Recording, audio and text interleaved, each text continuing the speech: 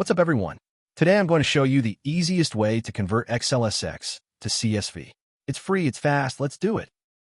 Just Google XLSX to CSV MiConvert.com and you'll find the converter right at the top. Click on it.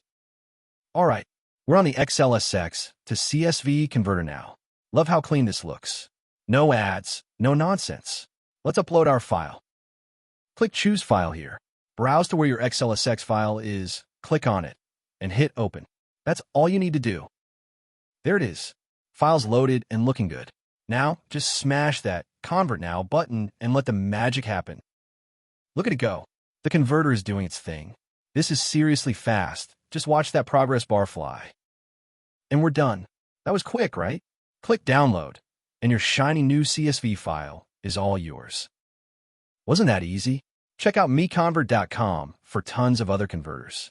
Smash that subscribe button. Peace out.